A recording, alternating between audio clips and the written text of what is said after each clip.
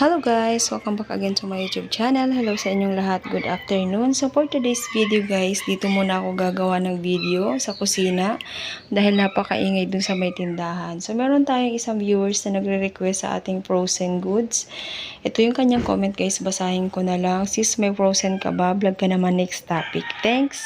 So shout out sa iyo Liz Lygood 242. Maraming salamat sa panonood aking video. So ito na yung request mo.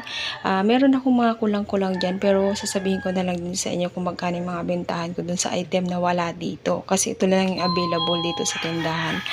Wait lang guys, may bibili. So yun guys, balik ako. Dito tayo mag-start sa Star Nuggets. Ang bentahan ko po ng Star Nuggets ay 45 pesos. Sa Pure Foods Nuggets naman na naubusan po ako ay 62 pesos. So meron din tayong Pampangas Best Tocino. Ang bentahan ko po is 73. CDO Young Port naman ay naubos na po. 72 naman yung bentahan ko. Then meron din tayong CDO Sweet Ham. Ayan guys. Ang bentahan ko naman po is 90 pesos. And then sa CDO Ulam Burger, ang bentahan ko naman po is 64 pesos. Meron din tayong CDO Crispy Burger, 68 pesos. Meron din tayong Chimpis Skinless. Ayan guys. Yung ating Chimpis Skinless, 38 pesos. Nabubulol pa ako. And then sa Tender Juicy naman po, meron tayong Jumbo at Regular. Sa per piece naman guys, ang bentahan ko po ng Jumbo is 15. Sa Classic or sa Regular naman po, Tender Juicy is 10 pesos. Syempre, pag wholesale ang bili nila or yung isang balot, meron tayong discount. So, dito tayo guys sa CDO Idol. Ayan. Idol Cheese Dog, ang bentahan ko naman po sa isang balot is 60. Then, meron din tayong Chimpis Chicken Embutido. Ang bentahan ko naman po nito is 16 pesos naman po yung isang peraso. Ayan. Kasi may bumibili ng isang peraso. 16 pesos naman po yung bentahan ko dyan.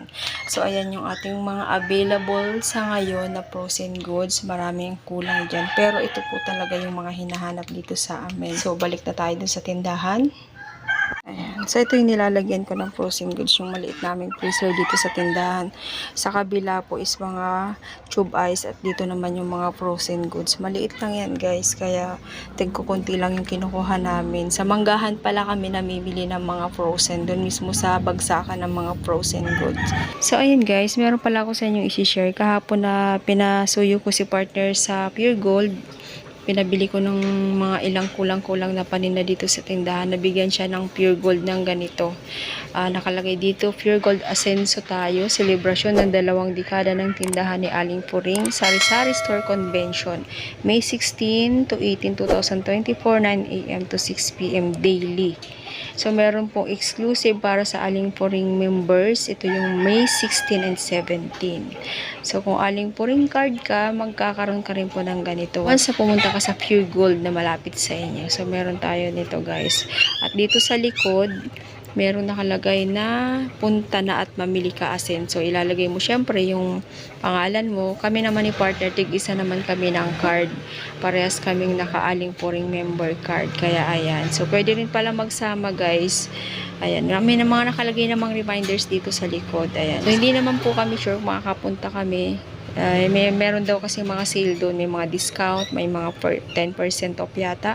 Sabi sa kanya nung cashier na nagbigay sa kanya nito. So, hindi ko sure kung makakapunta tayo kasi medyo malayo-layo yun. At saka nabanggit din pala nung cashier na meron naman daw pong, anong tawag dun, shuttle. Kaya lang hindi naman nabanggit kung saan yung pick-up point. Medyo malayo-layo tayo doon. So, pag-iisipan ko muna kung pupunta tayo. At syempre, pag pumunta ka, dapat meron kami medyo malaki-laking budget para marami tayong mamili. Hindi naman masayang yung pagpunta natin.